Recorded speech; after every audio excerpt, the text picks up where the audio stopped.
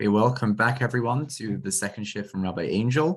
The major introduction was on 2 days ago's shiur, but in the 2 days since he last gave shiur, it has racked up close to 200 views on YouTube, which is really a testament to the excellent content Rabbi Angel puts out. So without further ado, if that's okay, we invite Rabbi Angel to address us on the topic of the Aqedah. Okay, thank you so much. And again, thank you to the Chabura and to the Institute for Jewish Ideas and Ideals for putting together this series. It's really a privilege to be part of this group. I mean, the Chabura has done so much in the last 3 years, and I'm grateful to be an overseas participant in all of your wonderful work. The Aqedah is a tough topic to talk about on any level, the binding of Isaac. But the good news was that until a couple hundred years ago, it was not as hard to talk about. And if I were giving the shiur 400 years ago, we may not have been able to use Zoom, but I would have been able to tell you, look, Avraham Avinu rose to his test of faith, did a fantastic job. God obviously had no intentions of actually, oh no, I'm still hard to hear even with the thing. I'll try turning up the volume. Is this any better? A little. I don't know if there's a way to potentially angle the microphone. I think that's what it is, because now I hear you very loud. So I'll just try to get this close to my mouth. Yeah, that's very good, I think. Okay, good. That's okay. Thank you. Okay, so I shall try to keep it much better. Okay, good. Thank you. All right, so it happens that when I first finished smicha, I finished rabbinical school, I was still in that world of the yeshiva bubble. And so I was a nice young rabbi. I'm still a nice young rabbi, but then I was a nice younger rabbi. And I was giving some adult education shiurim in my synagogue. And of course, the Aqedah came up at some point. So I gave a shiur that was perfect for a yeshiva environment, where I simply went through the classic medieval commentaries. I prepared really hard. I did everything I was hoping to do. I covered all the major issues about divine tests and all these other things. And people followed. It was clear. Everything seemed good, but I felt that something was terribly wrong. And I couldn't figure out what it was until years later. And I was like, that's why I failed that shiur. The shiur was an abject failure simply because everybody in the room was living at the time, the very late 20th century. And in the very late 20th century, you cannot give a shiur on the Aqedah without asking, how could God command this, even though we know it's a test? And how could Avraham obey so quickly, given that it was terrible? The commandment is terrible. We know that it's a test, so we know nothing bad will happen. But all the same, can't give a shiur without addressing that. So I figured out that was my problem. And so since then, I've tried to prepare a shiur that addresses those questions, which end up being a much more modern system of commentary for the most part, because most of our classical commentaries were not bothered by this question. But until the 18th century, we would basically just go through the text, talk about what a divine test is. We would talk about how Avraham rose to the occasion, was amazing. You might even focus somehow on Yitzchak also rising to the occasion, even though he's the minor character of the story. And then everything would be fine. But then came the 18th century. It really was the 18th century, and it wasn't a Jewish commentator. It was the great philosopher, Immanuel Kant. Kant is the one who was the game changer, where he comes along and says, Avraham failed the test. And the reason why he failed is, this is how he thought about it. When you have a vision at night, it might be prophecy, it might not be prophecy. Whereas you know that murder is evil. So Avraham should have stopped and said, wait a second, I know that murder is wrong, but I'm not positive that this was prophecy. And therefore, by going ahead with it, without any further questions, Avraham fails the test.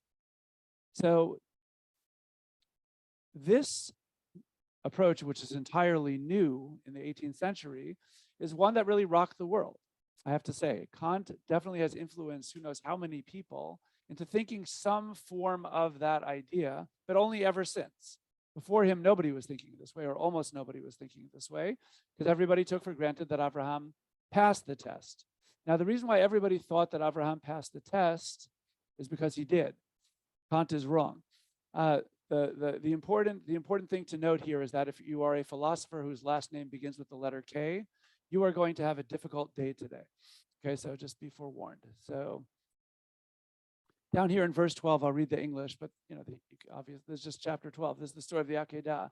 So what matters for us, and he said, this is the angel talking to Abraham after the fact, do not raise your hand against the boy or do anything to him, for now I know that you fear God, since you have not withheld your son, your favored one, from me.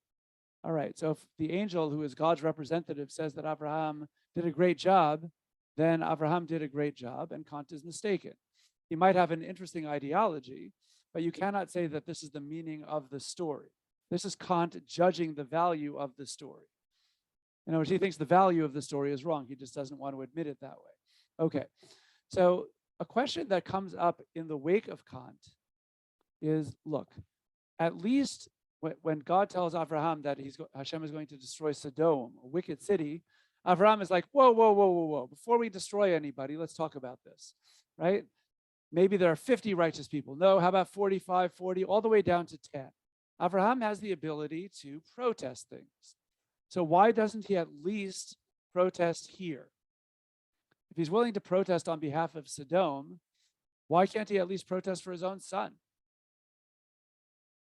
So that question already is a valid question and requires a much more global understanding of the Bereshit narrative of Abraham. So there was one summer, it was the year 2001. I was in Israel by myself, and it was yet another one of those years where there was an awful lot of terror, like an unusual amount, to the point where the country was desolate. I mean, I stayed in a hotel. I think 6 rooms were occupied out of 133. It was really mamash desolate. It was terrible. But I was there. So one day I sat in my hotel room and I'm like, I have to solve this problem of Abraham not protesting. So I remember sitting there mapping out the whole narrative, and it works out very nicely. Here's what I came up with on that day. And it still works for me now. I have reevaluated it to make sure I'm still satisfied with the answer. If you go through all the Abraham narratives, whenever God commands Abraham to do something, Abraham does it immediately. Circumcise yourself and all the men of your household, okay. Leave your country and go somewhere else, sure. Even the hardest one for him, banish Ishmael, which he really did not want to do. You have to listen to Sarah, okay. Once God commands it, done. And so when God commands Abraham to sacrifice his son, well, that's a commandment. So he up and does it just like he does for every other commandment. In contrast, when Abraham gets information or promises, then Abraham sometimes says thank you, but sometimes reserves the right to question, protest, etc. And that's part of the prophetic protest tradition that's central to what the Torah is all about. And so the Torah is setting out a message that we always obey the law of God, but we're allowed to ask a billion questions if we don't understand things, and we're not expected to understand things. Not even Abraham understood things. And so that's why he protested for Sodom. He wasn't commanded to do anything. God was giving him information. He didn't like that. So he said, that sounds unjust to me. So he had to work that out with God. But in the Aqedah could be as unjust as you like, but it was a commandment. Okay, so once we have that settled in the text, we can move on. So what is the message of the Aqedah? So one commentary in the medieval period, I quoted him on Monday as well in a very different way. Let's get over to chat. There we go, maybe. Stop sharing. Let's see if I can see the chat. Here it is. Hello. Okay.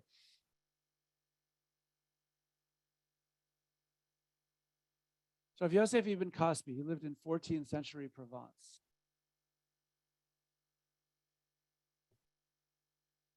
He raised properly the issue that there's a context here.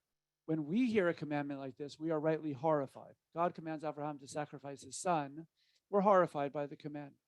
But when Abraham heard the commandment in his real time, he hadn't gotten the Torah yet, and many people practice child sacrifice in that world. It wasn't such a foreign idea to him as it is to us.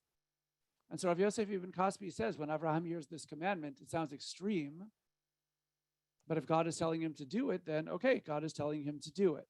And that's simply the way that it is.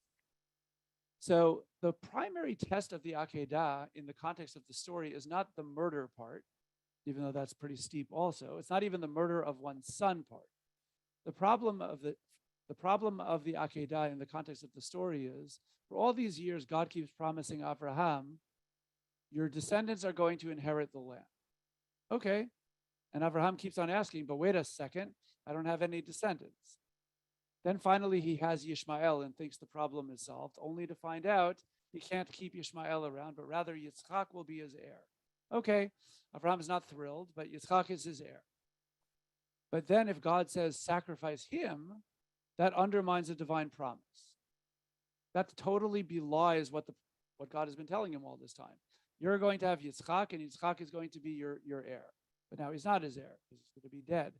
Okay, that's where the test is. Vayikra Rabbah, Midrash already there says this, and many later commentaries follow suit. Okay, so the context of the story in the ancient world is child sacrifice was certainly a widely practiced thing. And the test of the Aqedah is primarily not the killing, but the issue of heirs. If Yitzchak is supposed to be his heir, how is this going to work? Okay, so Rav Kook now gets involved. Now we move to the 20th century. Rav Avraham Yitzchak Kook, the first Ashkenazic chief rabbi in what became the state of Israel, who died in 1935. He died shortly before the founding of the state of Israel. He says that God has to achieve something here in the Aqedah, which is very important. He's trying to eat his cake and have it too. God's problem here is like this. Pagans worship their gods and they sacrifice their children. But God's plan is to just have us sacrifice bulls and sheep. So that's expensive, don't get me wrong, but if you're wealthy, you can handle that. And one bull is replaceable with another one if you're very wealthy. If you're less wealthy, a sheep is replaceable with another sheep. Can't handle that? Go with the birds. Go with a fistful of flour. You can afford something. Okay, and you could reach the altar that way. But a child is irreplaceable. You don't sacrifice a child and say, oh, I hope I get another one. Because that child who's now dead is he is of absolute value. So pagans would be able to tell the descendants of Abraham, we're more dedicated to our gods than you are to your God. We sacrifice our children. What do you do?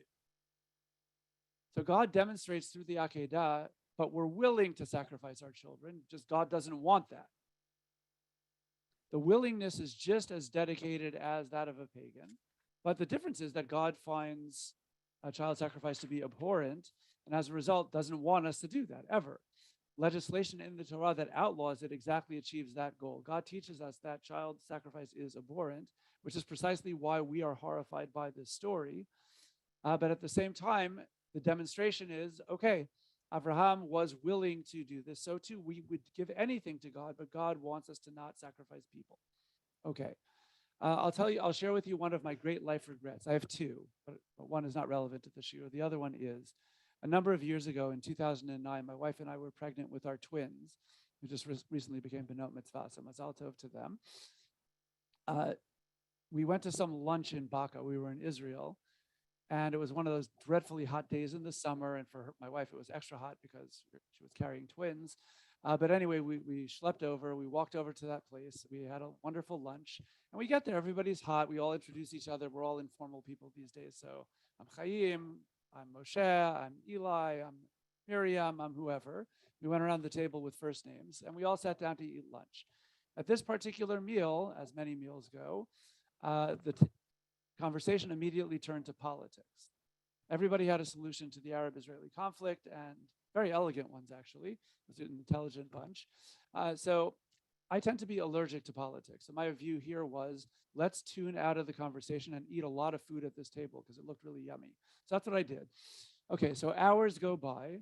By then, everybody has solved the whole problem of the Arab-Israeli conflict in one elegant paragraph after another. And I had a great meal. So everybody was happy. Until the Moshe person said something else. And I stopped and I said, wait a second. Are you Moshe Halbertal? And he said, yes. I said, I can't believe it. I'm sitting at this table for hours. I love his work. He's a tremendous scholar who teaches at Hebrew University. I've read a lot of his works. I've been sitting, I didn't say any of these things out loud, but I continue to regret this moment. It's 14 years ago. So yeah, I can't believe it. And of course, it was already Birkat Hamazon. We were done. It was time to go home. So I missed the entire time being able to pick his brain over a million things that I would have loved to have spoken to him about. So that was a big miss. But fortunately, he has written some excellent books, including one called On Sacrifice.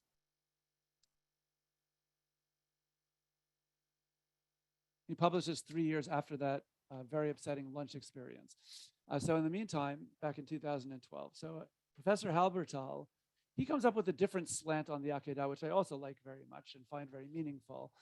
He says that God has a different problem besides the one that Rav Kook put out. Rav Kook was focusing on how pagans could challenge us and say they're more dedicated than we are, so the Aqedah solves that. Professor Halbertal says that there's an internal religious problem that God has. Like, we love God, right? And God demands that we love God. So how do you express love? By giving. Sounds lovely. All right, but what can we possibly give to God when we are utterly and totally dependent on him? So Professor Halbertal likens God to the ultimate rich spouse problem. God has everything. God doesn't need a thing from us. We need everything from God. So if Cain and Hevel humbly offer of their produce or of their sheep, it's pretty much impossible for them to not in part be thinking, here, God, thank you for what you've given me, but I hope that I'll get more crops and more sheep next year. How can you not think that? There's no way to give a real gift, because every time you're giving a gift, it's really with a string attached. You really want something else from God because we're totally dependent on him. So the Aqedah is the solution to the rich spouse problem that God has. God wants us to serve him absolutely, but anything we give to him, we just want more. If we sacrifice a sheep, we want more sheep. You can't do that with a child, because Abraham can't sacrifice a child in the hopes of getting 3 more, because every child is of infinite worth to a parent. And so God asked Abraham to be willing to do that. And when Abraham showed that he was willing, that was it. Now I know that you're God-fearing. Not that he wasn't God-fearing before, but this was the ultimate passing of the test. He was able to be that pure that he was willing to give something of absolute worth to God. That actually is a true act of giving. And then once again, God stifles the actual slaughtering because God abhors human sacrifice. So what Rav Kook and what Professor Halbertal do in their respective studies is they present a wonderful picture of what the Aqedah does, which is it teaches us the value of being extremely religious. Abraham is definitely extremely religious in this story, and one could make a case that so is Yitzchak, but Abraham is the protagonist. Okay, so that's the good news. I'll mention one other point before moving on. Professor Yeshaya Leibowitz, who was a rather iconoclastic figure in his day, he just died a few years ago. He was a really interesting thinker who lived in Israel. I mean, being an American, I think of him as Nechama Leibowitz's older brother, because in America, Nechama Leibowitz is the one who made it more in the educational system. We read her, but Yeshaya Leibowitz was a marginal figure. We didn't know much about him. Whereas in Israel, he was the big shot. He was a complete celebrity. He had a radio show, many, many followers, I think precisely because he said things in very extreme ways. So when it comes to the Aqedah, he contrasts Judaism and Christianity specifically on this point. He says that for us, the Aqedah, this is the high moment of the Torah where Abraham is willing to follow God's commandment no matter what. Christianity inverts the whole thing. Here, God sacrifices his son for the benefit of humanity, to serve humanity. I never thought about it that way, but I thought it was extremely clever. That the whole point of the Aqedah for us is we're willing to sacrifice our son to serve God, but God doesn't want that, so God stops him. And for Christianity, God does sacrifice his son to serve humanity for the benefit of people. And so I thought that was an astonishingly sharp point. So I'll give Professor Leibowitz credit for that one. So now we move on. What we've talked about so far is how the Aqedah teaches how to be extremely religious. But there is a problem. And this problem is not just a problem for the Aqedah story. This is a problem for all religions on the globe, or at least one that is a challenge that has to be addressed. Professor David Schatz, who teaches at Yeshiva University, hold on.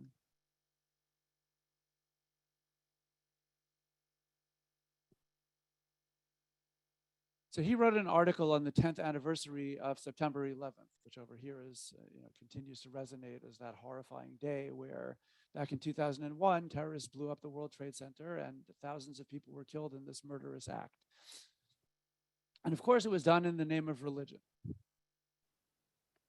So the challenge of the story of the Aqedah, and for that matter of any religious system, is how do you teach people to be extremely religious, but not make them into religious extremists?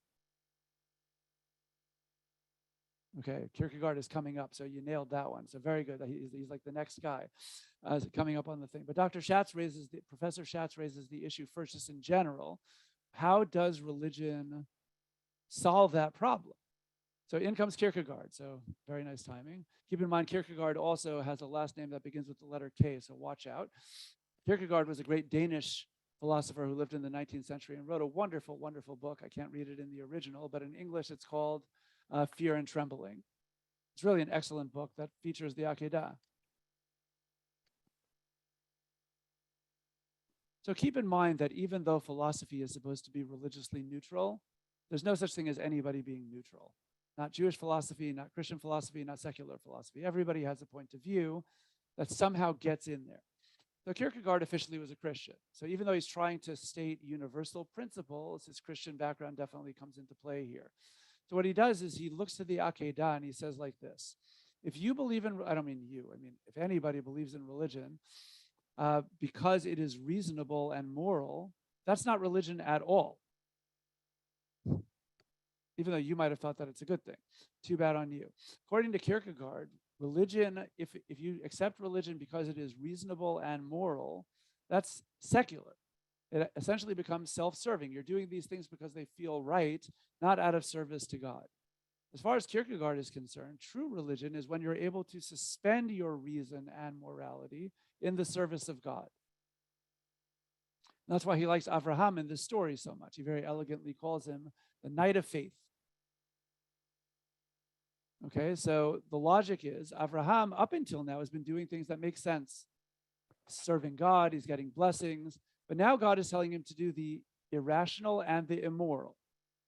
So when Avraham still says, look, I need to serve God, let me do this, that is true religion. So the good news is it's a great book. The bad news is Kierkegaard's philosophy, even though he was not promoting this, could easily open itself to religious violence. Right? Kierkegaard himself did not promote religious violence, but how could it not? If the whole point is that real religion is when you suspend morality or rationality in the service of God, then any religious system that promotes religious violence can turn to him and say, you see, we're a real religion. Okay, so Brit Milah, let's get back to. Let's just finish up Kierkegaard's argument, and then we'll go back to that after. So Dr. Schatz says that's not just a challenge to Kierkegaard's work; it's a problem for any system. And he says that here's why religious extremism is such a danger for any religion. He says usually, if you're trying to create a reasonable system, the best way to go about doing this is to balance competing values. You might take freedom versus responsibility, right? Self-respect against respect for other people, discipline against love. You can always have competing values.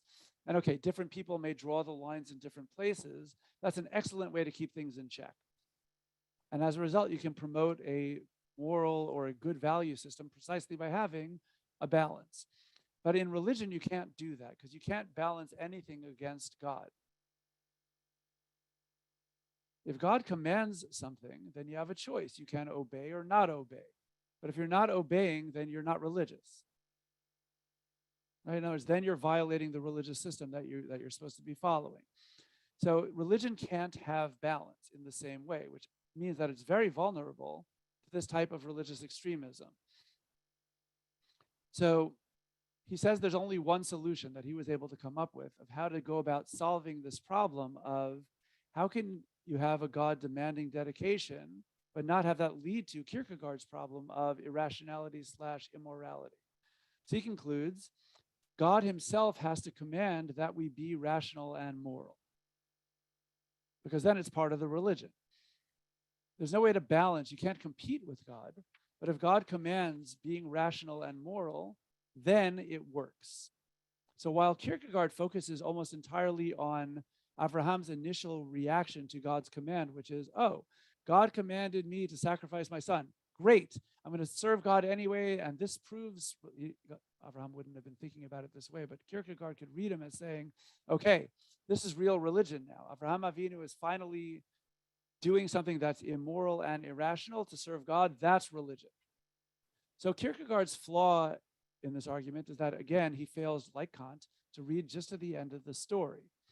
The end of the story, the whole point is that God stops Abraham. And then if you keep reading through the rest of the Torah, you know that God hates child sacrifice. And in fact, God outlaws all immoral things. God wants us to be moral people.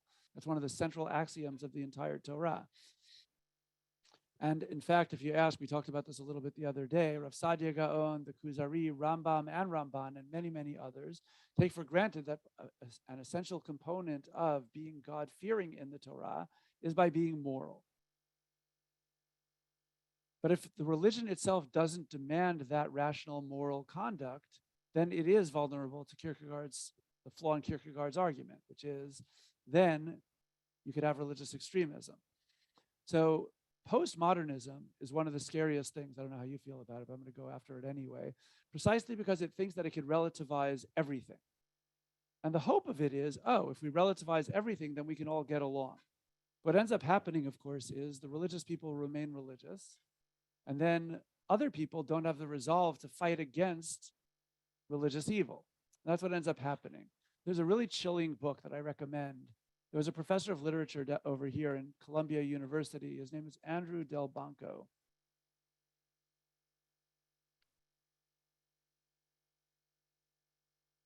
He was a professor of literature at Columbia University in New York City. He wrote a book back in 1995 called The Death of Satan. His argument was he tried to show how American writers, like novelists and people, simply over time expunged words like evil from their vocabularies. They changed it almost entirely. So much so that nowadays when you hear of acts of terror, usually people won't use the word evil even for that. Even government officials will talk about it in terms of it was foolish or reckless or selfish or cowardly. They'll use other adjectives, but not evil. And if people can't say that something is evil, they obviously cannot fight it. I didn't realize myself how bad it was in the West. My wake-up call was actually one of my jobs when I was still the rabbi at the Spanish-Portuguese synagogue in New York, She'erit Israel. So we had a Talmud Torah there. We had a school that met twice a week, and I was its principal. And so I hired teachers. There was a sixth grade teacher teaching her class. Wonderful teacher, wonderful class, and great kids. And one day she comes into the office for help.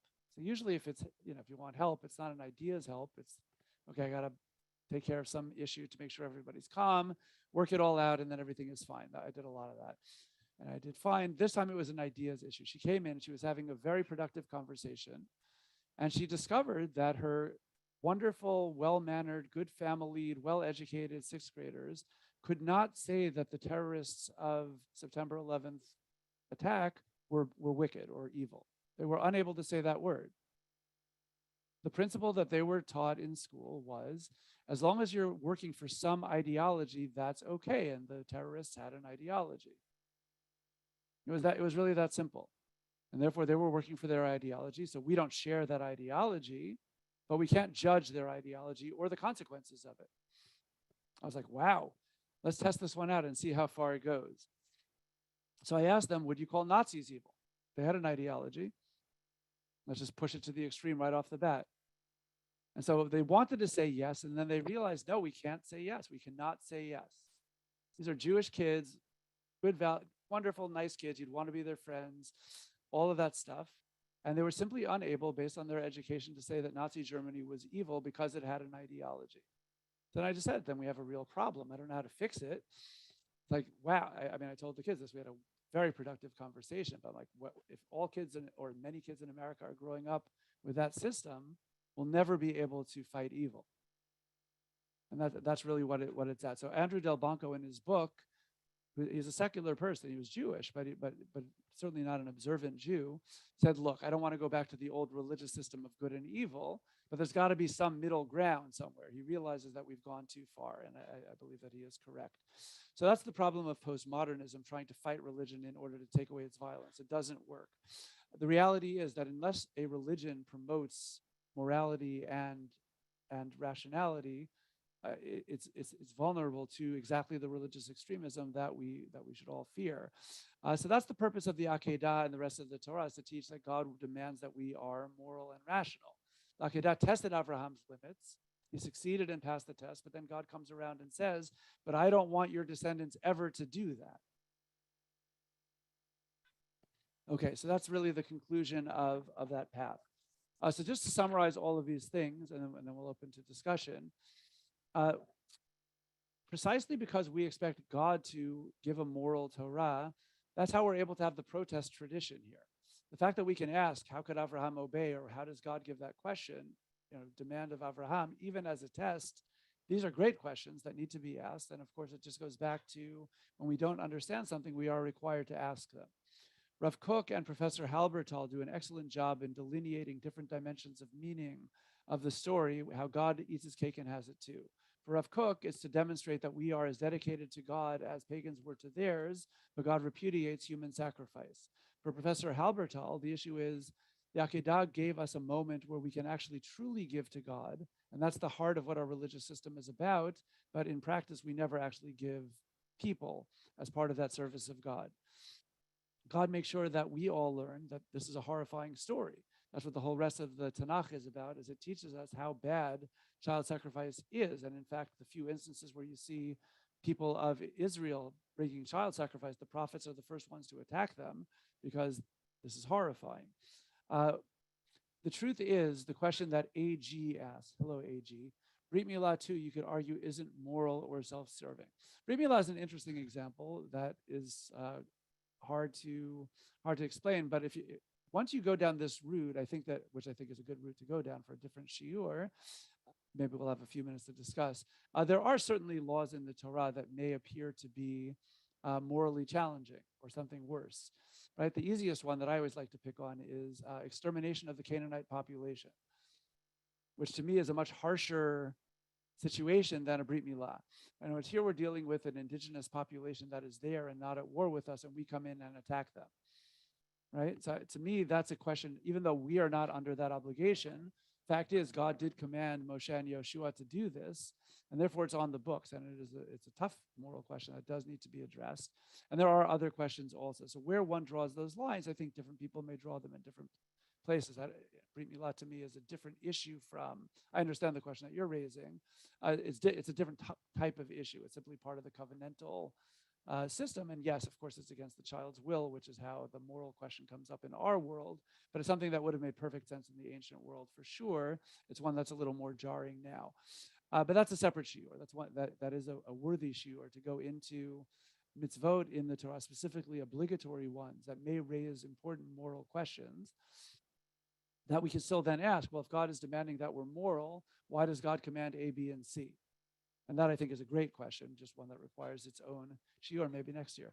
Maybe with the Chabura, we'll pick up on something like that. But the Torah gives us the challenge, and the Aqedah gives us the challenge that morality and rationality must be built into every religious system, or else its adherents really risk falling into, crossing that line from extremely religious to religious extremism. So I pray that all Jews should live to the message of being extremely religious without being religious extremists. And ultimately, of course, I pray for all humanity to go the same route. That they should each find, each religious system has to find its own path, but to be able to make it work so that everybody could, in fact, serve God properly while simultaneously not devolving into religious extremism, which involves immoral behavior against other people. Okay, on that happy note, I'm going to pause and open up to discussion, because there's got to be discussion with the Chabura. There always is. Thank you. I'm going to use the host privilege to come right in with a question then. Please do. Does this mean, if you're saying that everything, we need to build in rationality and morality into the religious framework in which we find ourselves as Jews, then to what extent do you think that the word of God is not already moral and rational in the sense that surely anything that God commands is moral? What do we need to apply morality and rationality to it for? Unless you say that God can command something that is not moral, in which case God is not omnibenevolent. So do you see the kind of the question I'm asking? I totally do. No, these are all the good questions. So let's do it step by step, and hopefully that'll work. Surely the Torah is the definition of morality. So does this become circular? I think that's very similar to what Robert Sassoon is saying over here, along the lines of what you were just saying. Okay, so let's Is it worth is it worth if I just let Robert ask the question as well? We can build it into the Sure, absolutely, Robert. Yeah, I mean, so sorry, the lighting's not good here. It feels like it becomes circular because are we saying there's morality, there's kind of morality outside the Torah, or are we saying so? It sort of harks back to another shiur we had about, is there something called natural justice and natural law that exists independent of the Torah? And do we believe in that, or do we believe that the definition of morality is the Torah? What the Torah says is right, and what the Torah says we shouldn't do is wrong. And if you say that, it becomes kind of, you have the danger of becoming religious extremists if you kind of interpret the Torah in such a way. So, are we saying we have to apply an external measure of morality that's external to the Torah, which I do find a bit contrary to what the Hayyim might otherwise tell us? Very good. So I think these are very related points. Okay, so let's back up. Dr. Schatz's point, to start with his point that I was trying to present, let's make sure I got that one straight. He argues that the Torah is moral. And in fact, it's coming to teach that we must be moral. And so God, through demanding morality, solves the religious fundamentalism problem, right? God is saying, it's totally understood. If God were to command us to do things that are deemed immoral out there in some abstract sense, then we would have that horrible choice of serving God or being more moral. Now, Robert, you're raising the circularity issue, right? So there are two ways to look at that. One is to say everything in the Torah is explicitly moral because God says so. The other one is to keep our moral sense stressed on. One person who takes this issue up very thoughtfully, I think, is Rav Yaakov Meidan. He's one of the Rashi Yeshivat Har Etzion in Israel. So he has a 100-page long article on the whole Amalek issue, which is a very interesting article in its own right. But I'm interested specifically in how he takes on your question, which I think is very important. He sets it out like this. He says that he imagines that the Torah is moral, but he also imagines, and I think very reasonably, that there certainly are laws in the Torah that might challenge some of our moral sensibilities. So I gave the war against the Canaanites as an example that ruffles me, and I know other people it ruffles them also. So again, even though it's not applicable, we don't have to do that. So I feel better about that, but it still is on the books that there's going to be an invasion of the land of Canaan with a commandment to kill men, women, and children. So one approach is to say, well, if God commanded it, that makes it moral. So Rav Meidan personally rejects that approach. He says, no, we're allowed to wonder about this, just like Avraham wondered, hey, you're going to destroy Sodom. Is that really fair? Is that just? So he basically takes that approach. And that's the approach that I'm advocating for also. I happen to adopt that view in my own life. I'd rather be left with questions of morality, not to you can't judge God in that sense, but we certainly can be left with a moral discomfort with some story or law like that. I don't think the Torah expects that we immediately absorb it all and say, this is what it is, right? So that's all I'm trying to argue for. So with the Aqedah, Kant's formulation, I think, is just wrong. I think he violates the story. I think he opens up a good question, which is, okay, how do we react to the Aqedah story? That's something that a modern person could ask, even if ancient people were not as bothered by this question. Okay, so you have the urethra thing also. Thank you for raising that. Certainly, this question has been addressed not only by Jews, but this is a universal philosophical problem. So Rav Saadia Gaon is the one who paved the path. He argues that God chooses things that are moral to command rather than, since God commanded it, it is moral. Now, Rav Saadia Gaon did think that there was some moral something out there, and God obviously, therefore, legislated based on that morality. And he wasn't satisfied with the notion that since it's in the Torah, by definition, it must be moral because this is God's word. So that's the path that Rav Meidan, a contemporary rabbi, continues to follow, and one that I find compelling just in my own personal study of the Torah, because after all, there are questions that I think do come up with thoughtful people, and I think that they're legitimate questions to ask, even if we can't fully fathom God's will. So I hope that at least starts outlining the question, although obviously we're going to have more to say. Okay, Josh Fitterman had a hand up. Yes, thank you so much, Rob. So I guess the question I have is, how would you apply that to the halakha? Because I think there's, in that case, then you have basically three problems, right? You have either you have to choose, well, God commands us to be moral. That's done through the rabbis. If the rabbis have put it down into the halakha, we have to follow the halakha as strictly as possible, because that is the moral outcome. Or you can have the two other interpretations where you have like the Kabbalistic interpretation of, well, they didn't understand, so therefore let's reinterpret. Or you have the people who are, for lack of a better term, on the more liberal or left wing kind of interpretation of halakha, where, well, they didn't understand because of socioeconomic factors or whatever factors that cause them to interpret halakha in that way. So let's interpret halakha this way now.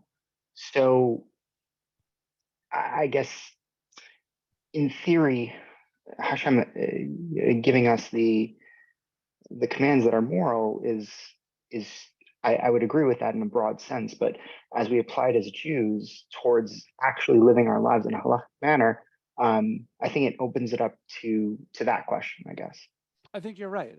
I don't have an answer for you, just because I think you are right. There are different streams of interpretation, legitimate streams of interpretation I'm talking about now, of just how to balance all the competing values of the Torah itself and the competing values of the rabbinic halachic system.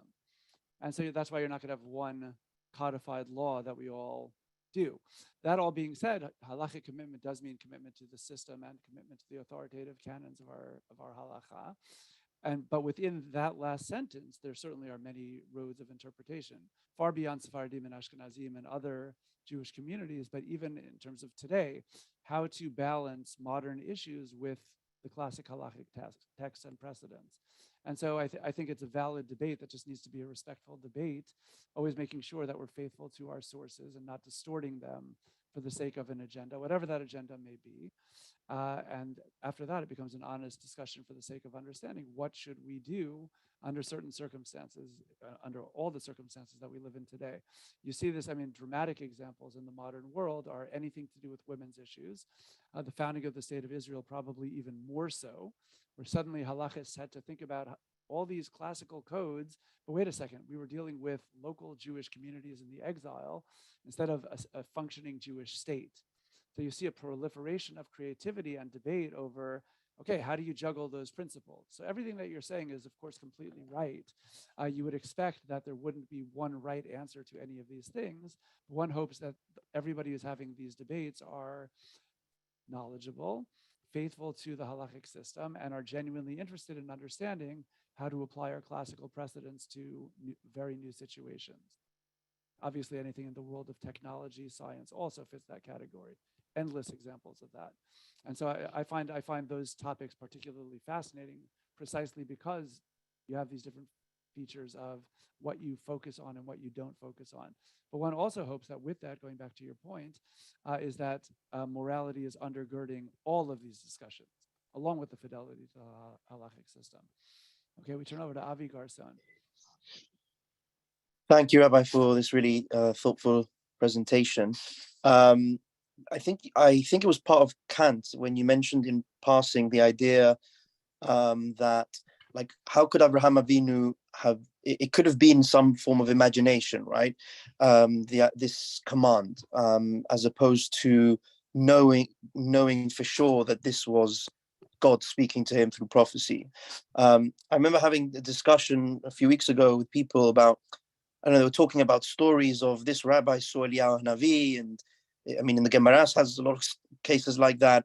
And for me, the question was, how can anyone, let's say I trust that this person said, oh, I saw Eliyahu Navi. How could they know that it's Eliyahu Navi, right? They might say it, they might have actually experienced something, but there is a question of he wasn't there when Eliyahu Navi was alive, and there's a, I don't know, it's a question of imagination. You can never prove it.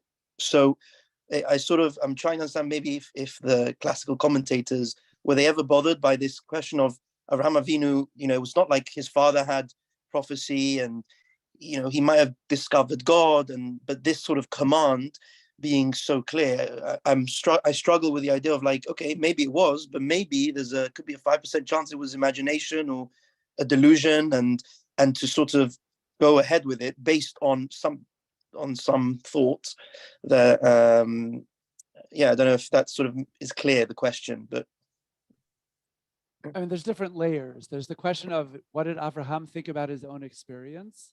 And then there's the question of what do we think about his reported experience in the Torah, right? Yeah. Okay, so Kant fails the narrative. Rambam actually turns it on its ear. I didn't quote him in the shiur, but let's mention him now.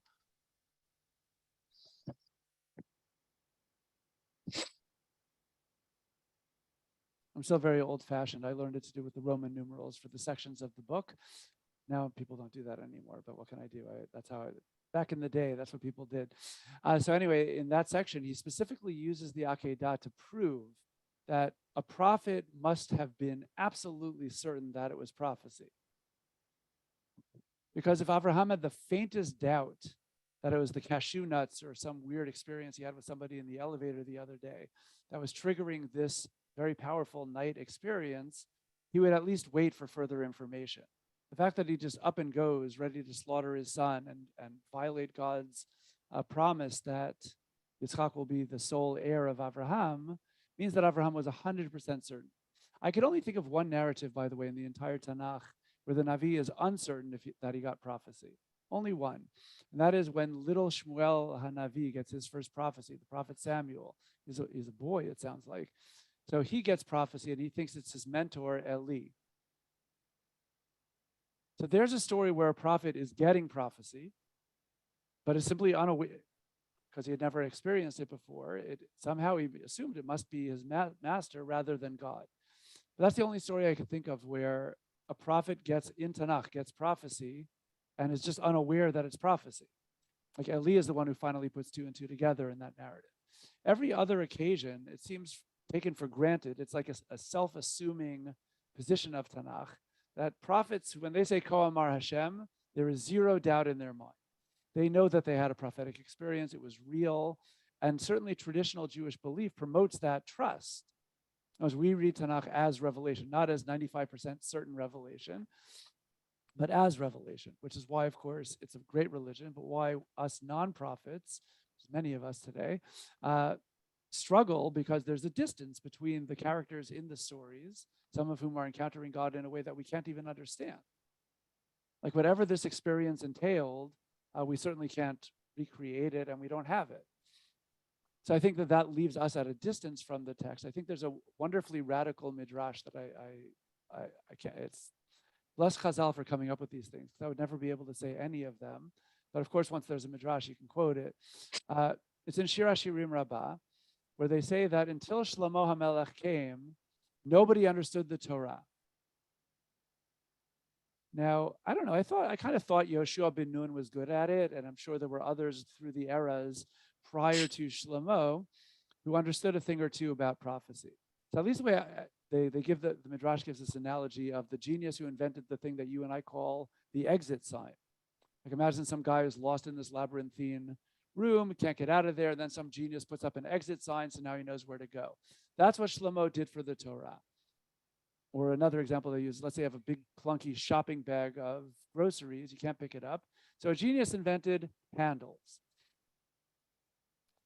And so Shlomo is the one who gave the world exit signs and handles to understand the Torah. The way I understand the Midrash is that Shlomo did something for Tanakh that no other writer did. He gave us the Song of Songs, and he gave us Kohelet. He gave us Mishlei too. But the other two matter more for this conversation. Shlomo knows that the Tanakh is revealed religion, like God is giving us prophecy. But he also knows that many of us folk are not prophets. In fact, most Jews of all time are not prophets, and by now, none of us are. Okay, so we have this gap that you and I are talking about. So Shlomo, instead of giving us more revelation, gave us two books that are totally human. Right? Shir HaShirim at its surface is the love between a man and a woman. That's something that any human being who experiences any form of love can relate to. Okay. And then if you want to turn that into an allegory of God Israel or God the religious person, whatever you do, now I can understand love of God way better than if you just tell me to love God. Like I see Avraham Avinu loves God, but God is communicating with him. He has such an open relationship in a way that I can't. Whereas Shir HaShirim, okay, human love, I get that one. And Kohelet is written from a purely human wisdom standpoint. There is nothing in that book that reflects privileged prophetic knowledge. And so the advantage of these two books is that they're giving us a human insight that's canonized as part of our scripture, which is amazing. So I think that midrash is really addressing, it's not just your question, I think we all feel that on some level. We read Revelation, if you totally believe it, that's the ideal, and we trust that these are the prophets and they really got these prophecies and that they also knew that they were getting these prophecies. But simultaneously, even if you believe it 100%, there remains that gap just by virtue of the fact that we are not prophets. Thank you. Okay, we have time for one or two more, I think. Any other questions? If there aren't, then I would like to push you one more time on the question of natural morality, if that's okay. Sure. So within this, would you take the position that morality is learned or there's actual inherent morality in human beings? I would say it's definitely both, at least according to the Torah, but it's different. There's, when we say morality, there's different things. The Tanakh does expect inherent in human beings that we can have a baseline level of decency, which is why God can flood the world in Noah's time, even though nobody was commanded anything. So if you were their attorney, you could say, how could these people know that they're being wicked? Right? Nobody ever told them not to do this stuff, at least not on the books, right? It's not in the Torah. The answer is that very baseline level of, I would call it decency, much more than high morality, is demanded of all human beings everywhere, even if they were never commanded anything. And if people are doing things that, contrary to the Sheva Mitzvah B'nai Noach, which again are a very low standard baseline of human decency, it's not a high level of religious existence, or at least it need not be. One who stoops below that line is considered wicked in the Torah, even if they were never commanded and don't know. Right? But then, yeah. Sorry, so then if that's the case, then in order to achieve a portion in the world to come, meaning some form of connection between yourself, an individual and God, if you are one of the B'nai Noach, then why should it not be enough to keep the 7 mitzvot B'nai Noach of one's own volition or one's own moral impetus? Why must it be because God commanded, as Harambam says? Right, so assuming that Harambam is right, because who wouldn't want to assume that? I mean, I don't know that he has to be right, but let's go with him. Within Rambam's system of thought, which I happen to think is, in this case, not always, but in this case, completely in sync with Tanakh's view. Tanakh really is of the opinion that you cannot build a moral society without the religious backing of it. You could have individuals who are fantastic. Throughout the ages, if you want to know my favorite pagans of all time, I'm sure they're yours too. The sailors on Yonah's boat, they're awesome. I love these guys. I would want to be their friends, right? They're fabulous. Tanakh acknowledges really nice pagan people. Not a lot of them, but these guys sure are, right? Whereas, of course, I don't need to tell you, there are many Israelites in Tanakh and beyond who, even if they do believe in one God, at least in some sense, are really wicked. And so even if the Torah repudiates that and says, okay, that's not real God-fearing anything, but still, they're not pagans in the classical sense. So Tanakh knows that you could have somebody who believes in one God and who's wicked, and one who is a pagan, or in our world, an atheist who's a truly stellar human being. That goes without saying. But that all being said, Harambam seems to believe, and I think fully in sync with Tanakh, that you can't build a world that is Mashiach without the religious backing of it. So yes, of course, you could have righteous individuals, many. And Rambam will refer to them as the Chachmei Umot HaOlam. They're still wise sages, and Rambam holds them in great regard. But that's not the redeemed Noachide that Rambam or that the Torah is looking for. I believe Rambam's view is in sync with the Torah here, because the Tanakh is universally clear on that point. That it's only with the religious system that you could ever have messianic era. It can't be secular nice people. But not that there aren't secular nice people, there are many. Thank you. Unless there are any more questions. Well, thank you very much, Rabbi Angel, for your insightful talk. We look forward to having you back again on the Habura. Thank you so much. Hopefully. Thank you very much. Stay tuned, everyone, for the future updates of upcoming shiurim. Okay, thank you so much again for everything. Enjoy the rest of the sessions with other speakers, and thank you for inviting me. And all the very best. Good night, everyone. Thank you so much, Rabbi.